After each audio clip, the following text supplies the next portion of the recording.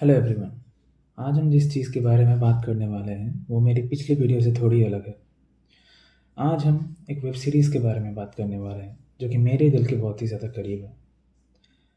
आज हम जिस वेब सीरीज़ के बारे में बात करने वाले हैं उसका नाम है मंडेला कैटलॉग और mandala catalogue. So what is Mandela catalogue? Mandela catalogue is a web series जिसको एलेक्स किस्टर ने बनाया था। The first episode of Mandela catalogue was posted on YouTube on June 9th 2021। Catalogue जो वेब सीरीज़ है ये दूसरे web series से थोड़ा अलग है। मंडेला कैटलॉग एक एनालॉग हॉरर है। अगर आपको एनालॉग हॉरर के बारे में नहीं पता, एनालॉग हॉरर इस टाइप का हॉरर होता है जिसको एक्सप्रेस करने के लिए आप VHS टेप्स और सीडीज़ का यूज़ करते हैं। बट हम यहाँ पे एनालॉग हॉरर के बारे में बात करने नहीं आए। इस चीज़ के बारे में आज हम बात करने वाले हैं वो है मंडेला कैटलॉग की स्टोरी।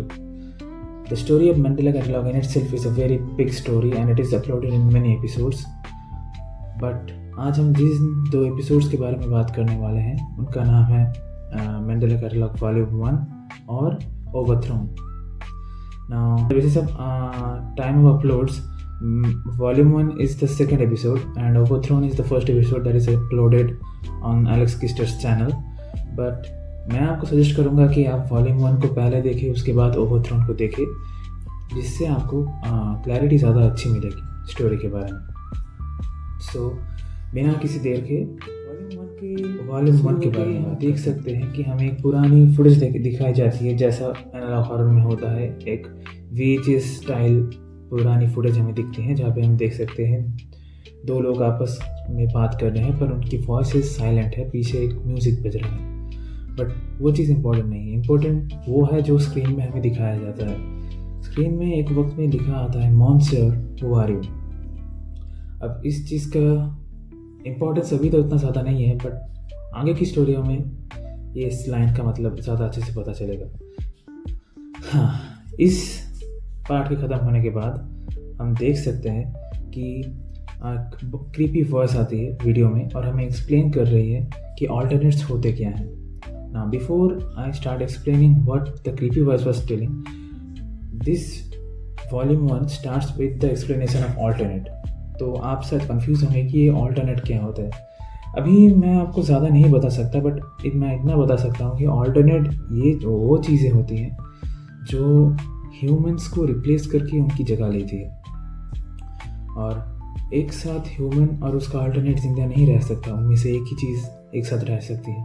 तो इसलिए ये ह्यूमंस को अनअलाइव करके उनकी जगह ले लेती है, और ये वो अनअलाइव कैसे करती हैं ये हमें स्टोरी में बाद में पता चल जाएगा। तो थिंग प्रिंसिपल हमें एक्सप्लेन करना स्टार्ट करते हैं कि हम क्या करें जब हमें किसी ऑल्टरनेट के साथ एनकाउंटर हो। अगर हमारे किसी ऑल्टरनेट के साथ एनकाउंटर हुआ तो हमें क्या क्या करना चाहिए। दरवाजे और खिड़कियों को बंद कर देना है। अगर आपके पास कोई फायर आर्म हो तो उसको आपको साथ में ले लेना है, और आपको छुप जाना है ऑल्टरनेट से। किसी भी हालत में आप ऑल्टरनेट के सामने नहीं आ सकते, आप उससे बात नहीं कर सकते, आप उससे किसी भी तरह का कम्युनिकेशन नहीं कर सकते, क्योंकि जो ऑल्टरनेट्स होते हैं वो साइकोलॉजिकल वॉरफेयर्स का यूज़ करते हैं ह्यूमंस के ब्रेन के साथ खेलने के लिए।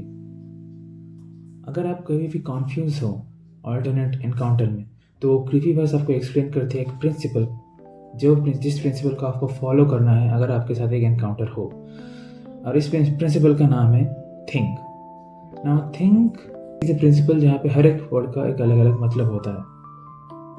The word T of think stands for tell an authority figure. T stands for tell an authority figure. मतलब अगर आपके साथ कोई एनकाउंटर हो तो आप फ़ोन करके किसी अथॉरिटी फिगर को बताइए कि आपके साथ एनकाउंटर हुआ है। The second word is H. H का मतलब होता है hinder the movement of the alternate if safe to do so. अगर सुरक्षित हो तो आप कोशिश कीजिए कि आप ऑल्टरनेट्स की मूवमेंट को स्लो डाउन कीजिए। The word I stands for identification. हाँ, एक चीज़ जो मैं अभी बता देता हूँ। हाँ, क्रीपी वॉइस जब एक्सप्लेन कर रही थी कि एनकाउंटर क्या होता है तो वहाँ पे उसने कुछ टाइप्स दिए थे ऑल्टरनेट के। इसका मतलब ऑल्टरनेट एक तरीके के नहीं होते।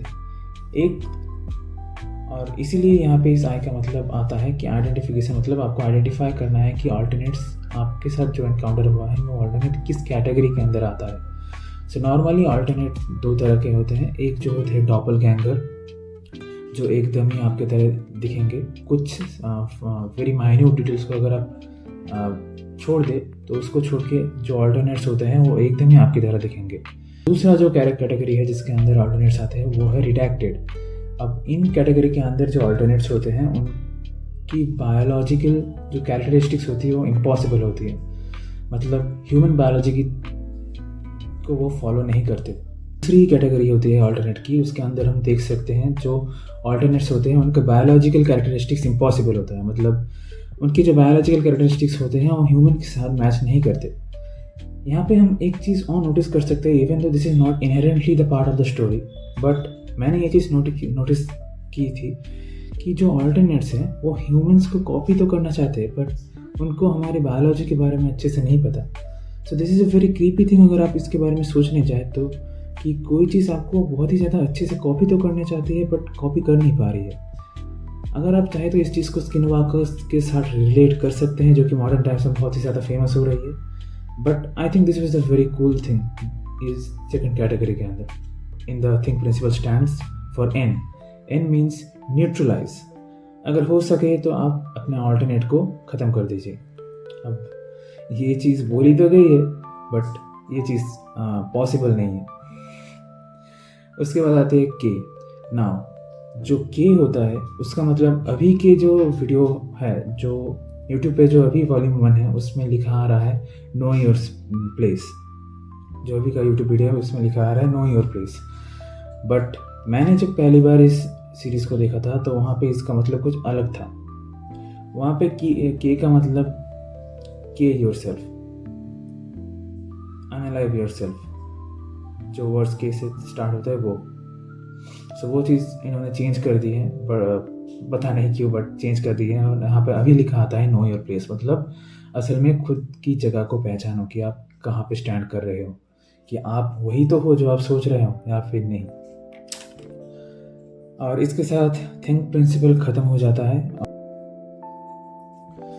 थिंक प्रिंसिपल के ख़त्म होने के बाद स्टोरी शिफ्ट करती है सीजर टॉरिस और मार्क हीथक्लिफ की कन्वर्सेशन के अंदर। यहाँ पे हम देख सकते हैं कि सीजर टॉरिस ने मार्क को फ़ोन किया है और सीजर मार्क को कह रहा है कि कुछ देख के सीजर की माँ बहुत ज़ोर से चिल्लाई थी और उसके बाद सीजर की माँ बेहोश हो गई। इसीलिए सीजर को उनकी माँ को लेके हॉस्पिटल जाना है, तो क्या मार्क उनके घर में आके उनकी सीसीटीवी फुटेजेस को चेक कर सकता है?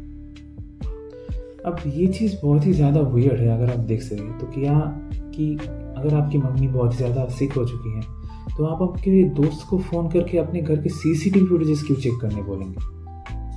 और ये क्वेश्चंस मार्क भी करता है और इसके आंसर में सीजर ने जो मैंने बोला वही बोला कि हॉलवे में कुछ देख के सीजर की मम्मी बेहोश हो गई, तो वो चाहता है कि मार्क देखे कि क्या असल में था जिसको देख के सीजर की मम्मी इतनी ज़्यादा डर गई थी। अपने कन्वर्सेशन के एंड तक आते आते सीजर मार्क को बहुत ही ध्यान से एक बात बोलता है कि you should take a good look at the hallway. मतलब अगर हो सके नहीं, ज़रूरी से मार्क हॉलवे में देखे कि हॉलवे में क्या था। सीसीटीवी फुटेज जब चेक करेगा तो मार्क श्योरली ये चीज़ नोटिस करे कि हॉलवे में क्या था। और इसके साथ उनकी कॉन्वर्सेशन ख़त्म हो जाती है। और एक और चीज़ जो इस नए वीडियो में थोड़ी अलग है, पिछले वीडियो में हमें दिखता है कि जब उनका कन्वर्सेशन ख़त्म होता है तो उसके बाद सीजर का फेस डिस्टॉर्ट हो जाता है, बट मार्क का फेस डिस्टॉर्ट नहीं होता। ये चीज़ एक्चुअली एक फोरशैडोइंग थी जो हमें एक्सप्लेन कर रही थी कि सीजर असल में एक ऑल्टरनेट है। तो बहुत दिनों पहले ही शायद बहुत दिनों पहले से ही सीजर की जगह एक ऑल्टरनेट ने ले ली थी और सीजर को देख के ही उसकी मम्मी बेहोश हो गई थी डर के मारे। और अब सीजर ही मार्क को फ़ोन करके उसके घर में बुला रहा था ताकि वो उसको भी उसकी भी जगह ले सके। मार्क अपने घर से कार में सीजर के घर आता है और एक एक करके फुटेज चेक करता है। और इस वक्त मैं थोड़ा वक्त लेके ये चीज़ का अप्रिशिएट करना चाहूँगा जो एलेक्स किस्टर ने की है। Maintains the environment that Alex maintains during this whole segment is amazing. इन sorry this is amazing, like आपको बहुत ज़्यादा अच्छा लगेगा और आप डरोगे। That's the most important thing, आप डरोगे और आपको डरना भी चाहिए। नीलो नली from the next stage, let's continue the story from where I have left it. So इसके बाद हम देखते हैं कि सीजर हॉलवे का सीसीटीवी फुटेज चेक करता है और उसमें हम देख सकते हैं कि एक चीज़ कैमरा के सामने मूव कर रही है और उसके बाद सीसीटीवी कैमराज की फुटेज ख़त्म हो जाता है क्योंकि मार्क बहुत ज़्यादा डर जाता है और उस घर से भाग जाता है अपने घर की तरफ। इसके बाद हम देख सकते हैं कि मार्क के विक्टिम VHS टेप की शुरुआत होती है जिसमें हम देख सकते हैं कि हमें मार्क के डायरी का एक पेज दिखाया जाता है जिसमें लिखा होता है, it followed me home Caesar but it has been days nobody has come to help me. इसका मतलब बाद में पता चलेगा कि क्यों सीजर की मदद करने कोई, क्यों मार्क की मदद करने कोई नहीं आया और किसने मार्क को फॉलो किया था उसके घर तक। इवन तो मुझे इस चीज़ को क्लैरिफाई करने की ज़रूरत नहीं है कि किस चीज़ ने मार्क को उसके घर तक फॉलो किया था। उसी चीज़ ने मार्क को उसके घर तक फॉलो किया था जिस चीज़ को देख के सीजर की मम्मी बहुत ही ज़्यादा डर गई थी, सीजर हिमसेल्फ, जो कि अब एक ऑल्टरनेट बन चुका है। उसके बाद एक और बहुत ही ज़्यादा क्रीपी एनकाउंटर हमें दिखाया जाता है जो कि एक और बहुत ही ज़्यादा थ्रिलिंग मोमेंट है इस एपिसोड के अंदर, जहाँ पे हमें दिखाया जाता है कि एक दरवाजे की दूसरी तरफ ऑल्टरनेट खड़ा हुआ है और मार्क को बार के बार बुला रहा है अलग अलग आवाज़ों में। कभी वो ऑल्टरनेट जो है वो मार्क के दरवाजे के आगे खड़े होकर मार्क को बार बार बुला रहा था और मार्क इन सारी चीज़ों से बहुत ही ज़्यादा परेशान हो चुका था। और क्योंकि उसके बाद हमें एक और फुटेज दिखाई जाती है जिसके अंदर हम देख सकते हैं कि जो ऑल्टरनेट है वो दरवाजे के दूसरी तरफ खड़ा हुआ है, उसकी आंखें हमें दिखती हैं और इसको देख के मार्क बहुत ज़्यादा डर जाता है और इस ऑल्टरनेट को शूट कर देता है। बट शूट करने से कोई बहुत ज़्यादा फ़ायदा होता नहीं है और कैमरा मार्क की तरफ शिफ्ट होता है, जहाँ पे हम देख सकते हैं कि इन सब चीज़ों से परेशान होते हुए मार्क ने खुद को अनलाइव कर लिया और इसकी चाइल्डिश वॉइस में बोलता है, बैड डिसीजन मार्क। ये चीज़ बहुत ही ज़्यादा फेमस हुई थी बिलीव मी, जब ये एपिसोड रियलाइज हुआ था तो ये लाइन बहुत ज़्यादा फेमस हुआ था। और इसके साथ मार्क हीथक्लिफ और सीजर टॉरेस की पूरी कहानी ख़त्म हो चुकी होती है। वीडियो है वो एक तीसरे सीन में शिफ्ट होता है। तीसरे सीन में शिफ्ट होते हुए हम देख सकते हैं कि हमें एक नए VHS टेप दिखाया जाता है जिसमें हम एक और चीज़ नोटिस करते हैं, किसी भी नॉर्मल व्यूअर के द्वारा ये VHS टेप देखना इलीगल है। सिर्फ पुलिस कमेटी के साथ एफिलिएटेड लोग ही इस VHS टेप को देख सकते हैं, उनके बिना ये VHS टेप्स कोई नहीं देख सकता। क्यों नॉर्मल लोगों के द्वारा ये VHS टेप्स देखना इलीगल है वो हमें बाद में एक्सप्लेन भी किया जाता है। VHS टेप बहुत ही ज़्यादा सिंपली शुरू होता है, जहाँ पे पहले 3 पार्ट्स में हमें ये बताया जाता है कि अगर आपको कोई प्रॉब्लम है तो आप क्या करें, अगर आपको मेडिकल प्रॉब्लम है तो क्या करें, अगर आपके घर में आग लग जाए तो आप क्या करेंगे। ऐसे ही नॉर्मल चीज़ें, अगर ये नॉर्मल एक्सीडेंट्स आपके साथ हों तो आपको क्या करना है। In most of the cases आपको मैंडेला काउंटी के पुलिस ऑफिस को फ़ोन करना है। बट जो मेन चीज़ है वो 4th नंबर में आती है, जो कि है एनकाउंटर। अब ये जो VHS टेप्स बनाई गई हैं ये व्यूअर्स की है। ये VHS टेप्स उन लोगों के लिए बनाई गई हैं जो विक्टिम्स के फ़ोन कॉल को रिसीव करेंगे। तो 4th में जब एनकाउंटर का पार्ट आता है तो हमें स्क्रीन के ऊपर दिखाया जाता है, do not help the caller no matter how frantic their screams are. आप किसी भी calmly reassure them that help is on the way. इस चीज़ से शायद आप समझ चुके होंगे कि मार्क की मदद करने कोई क्यों नहीं आया था, क्योंकि ये चीज़ पहले से ही सिखाई गई है कि अगर एनकाउंटर का कोई विक्टिम आपको फ़ोन करे तो आपको उसकी मदद नहीं करनी है। और इसी वो चीज़ के लिए ये टेप नॉर्मल व्यूअर्स के द्वारा देखना इलीगल है कि उनको ये सीक्रेट के बारे में पता चल जाएगा, जो पुलिस कमेटी को नहीं चाहिए। जो वीडियो है वो एक 3rd स्क्रीन के ऊपर जाता है, जो कि एक ब्लू स्क्रीन होती है, जिसके ऊपर हमें बड़े बड़े लेटर्स में एक चीज़ लिखी हुई आती है जिसका नाम है मैड, MAD। मैड का फुल फॉर्म है मेटाफिजिकल अवेयरनेस डिसऑर्डर या मैड क्या चीज़ है। मेटाफिजिकल अवेयरनेस डिसऑर्डर एक सीवियर मेंटल डिसऑर्डर है which is resulted due to exposure of verbal information which is undesirable to human beings। अब अगर आपको याद हो तो मैंने वीडियो के शुरू में बताया था कि जो क्रीपी वॉइस है वो हमें अल्टरनेट के साथ इसीलिए कम्युनिकेट नहीं करना देना चाहता क्योंकि अल्टरनेट जो है वो हमें साइकोलॉजिकल वारफेयर के माध्यम से ऐसे इन्फॉर्मेशन देंगे जो हमें डिज़ाइन नहीं करते। बहुत ही अलग लोगों में भी दिखाई दिया जाता है जो एनकाउंटर के विक्टिम नहीं होते। अब मैट के द्वारा रेट ऑफ जो डेथ है वो 97% है और ये सारे लोग खुद को अनलाइव करते हैं। अब अनलाइव मतलब वही चीज़ जो आप समझ गए होंगे। बट 3% जो लोग हैं वो सर्वाइव कर जाते हैं, मतलब वो मैट को हरा देते हैं। अब इस चीज़ की जो इम्पोर्टेंस है वो स्टोरी में बाद में आएगी। तो यहाँ पे तो मैंने आपको बता दिया कि मैट होता क्या है। ये एक बहुत ही ज़्यादा सीवियर प्रॉब्लम है जो कि मैंने पहले बता दी। बट मैट से आप बचे कैसे? तो मैट से बचने के लिए आपको एक्सेसिव रिलीजियस प्रैक्टिस को अवॉइड करके चलना है। आपको अननेसेसरी फिलोसॉफिकल इम्प्लीकेशंस को अपने दिमाग में नहीं रखना, क्योंकि अगर आप इन चीज़ों के ऊपर बिलीव करेंगे तो आप वल्नरेबल होंगे इन चीज़ों के बारे में, अनडिज़ायरेबल इंफॉर्मेशन की तरफ। अगर आप इन चीज़ों में विश्वास करेंगे तो आपको मैट हो सकता है। और इसके साथ मैट वाला पार्ट भी ख़त्म हो जाता है और सीन एक फोर्थ सीन में शिफ्ट होता है, जहाँ पे हम देख सकते हैं कि हमें एक टॉडलर रीअसेसमेंट टेस्ट दिखाया जाता है, जो कि एक विजुअल टेस्ट है जिसमें आपको अपने बच्चे को लेके एक टेलीविज़न के सामने बैठना है और वहाँ पे आपके बच्चे को डिफरेंट चीज़ें दिखाई जाएंगी और आपके बच्चे का जो रिएक्शन है वो आपको रिकॉर्ड करके रखना है। बच्चे की स्टोरी दिखाई जाती है जिस बच्चे की उम्र थी 4 साल। उस स्टोरी में हमें दिखाया जाता है कि एक क्लोजेट से वो बच्चा बहुत ही ज़्यादा डरा हुआ था, इसलिए वो बच्चा कह रहा था कि daddy didn't check under my bed last night, there was scary knocking on the door, so I slept at mommy's room in that night. जिस क्लोजेट से वो बच्चा बहुत ही ज़्यादा डरा हुआ था, उस क्लोजेट की एक इमेज भी दिखाई जाती है जो कि उस बच्चे के द्वारा ड्रॉ की गई थी, जो कि बहुत ही ज़्यादा क्यूट थी। और उसके बाद हमें उस क्लोजेट के अंदर जिसको देख के वो बच्चा डर रहा था, जो कि एक आदमी था, उसकी भी पिक्चर दिखाई जाती है। उसकी भी पिक्चर दिखाई जाती है जो कि उस बच्चे ने खुद ही ड्रॉ की थी, जो भी बहुत ही ज़्यादा क्यूट थी। बस बट इसके बाद हमें जो चीज़ दिखाई जाती है वो उतनी ज़्यादा क्यूट नहीं थी। इसके बाद हमें उस आदमी की इमेज दिखाई जाती है जो कि उस क्लोजेट के अंदर था, जो कि ये रहा।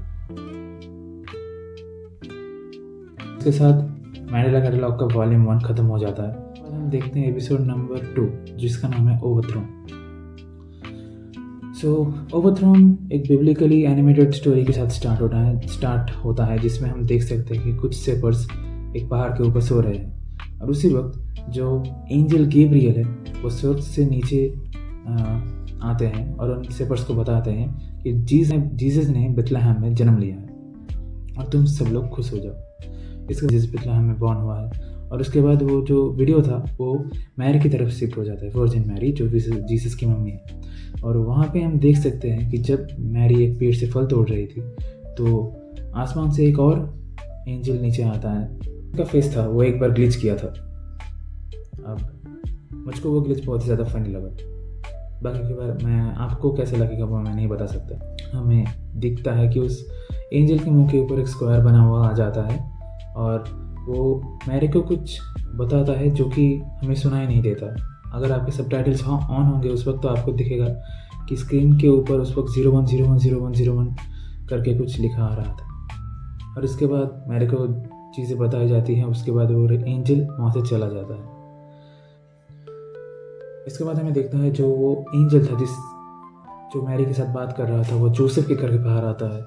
जोसेफ कौन है? जोसेफ इज़ द पर्सन जिसको मुझे क्रिश्चियन रिलीजन के बारे में उतना नहीं पता, बट मैंने जितना देखा है उसके हिसाब से मुझे पता चला कि जोसेफ इज़ द पर्सन जिसको मैरी पसंद करती थी। तो उस जोसेफ के घर के बाहर एंजल जोसेफ को बताना शुरू करता है कि I will fool the shepherds, I will know your greatest fear, I will know what makes you a human. ये सीन भी ख़त्म हो जाता है और इसके बाद हमें दिखता है कि उन शेपर्ड्स का सीन फिर से एक बार दिखा जाता है और वो जो एंजल पहली बार आया था वो एंजल फिर से एक बार स्वर्ग से नीचे ना उतर रहा होता है। बट इस बार कुछ चीज़ें अलग होती हैं क्योंकि इस बार जो एंजल स्वर्ग से नीचे आ रहा था वो एंजल गैब्रियल नहीं था, वो एक अल्टरनेट था। उस एंजल गैब्रियल की जगह एक अल्टरनेट ने ले ली थी। और इसके बाद उस एंजल गैब्रियल उन शेपर्ड से बात करना शुरू करता है। एंजल गैब्रियल शेपर्ड्स को कहते हैं, I know what you love, I know what you dread, I know what makes you human. और इसके बाद एक और बार एक हॉरिफिक ग्लिच होता है जो कि मुझे बहुत ही ज़्यादा फनी लगा, बट मैं आपके लिए नहीं कह सकता, शायद आपको बहुत ही ज़्यादा डर लगे। स्क्रीन ब्लैक हो जाती है और हमें रेड कलर में कुछ टेक्स्ट दिखाई जाती है जिसमें लिखा होता है, can't you see I deceive them all such big minds. और इसके बाद स्क्रीन और इसके साथ ओवरथ्रोन का एपिसोड ख़त्म हो जाता है। और ये रही मैंडेला कैटलॉग की फर्स्ट 2 एपिसोड्स के एक्सप्लेनेशन। अगर आपको इस सीरीज़ को कंटिन्यू देखना है तो please comment in the comment section. तो या this is the video, I hope that you liked it. और क्यों इतना ज़्यादा लेट हो गया इस वीडियो को आने में, वो चीज़ मैं अभी बता रहा हूँ। तो चीज़ क्या है, मैंने इस वीडियो को 3 बार रिकॉर्ड किया है। दूसरी बार जब मैंने रिकॉर्ड किया था तो दूसरी बार मैंने पूरी वीडियो को एडिट भी कर डाला था, पर जो ये सोर्स है, I think that was my fault. मैंने इस सोर्स को ही डिलीट कर दिया। तो मैं जब एडिट कर रहा था तो उसमें एडिट तो रह गया, बट जिस वीडियो के ऊपर वो एडिट आना था वो वीडियो ही डिलीट हो गया। तो इसके बाद मैं बहुत ज़्यादा दुखी हो गया था, क्योंकि मुझे 2-3 दिन तक मैंने वो वीडियो एडिट की थी, तो मेरी स्पिरिट थोड़ी नीचे आ गई थी। इसलिए this is the final take and I am hoping कि ये वीडियो आपको जल्दी देखने को मिले। और इसके साथ मैंडेला कैटलॉग का फर्स्ट 2 एपिसोड्स का जो कंक्लूजन है वो ख़त्म होता है। अगर आपको ये सीरीज़ कंटिन्यू करनी है तो प्लीज़ कमेंट, ताकि मुझे थोड़ा हौसला मिले इन वीडियोस को ज़्यादा बनाने में। और अगर वक्त मिल सके तो मैं ज़्यादा वीडियोस अपलोड करूँगा। एब्सोल्युटली मेरे प्लान है इसके बाद मैं कौन सी वीडियोस अपलोड करूँगा। मैंने प्लान करके रखा है कि इनके बाद मैं कौन सी वीडियोस अपलोड करूँगा। So stay tuned for that and thank you very much for watching this video. See या।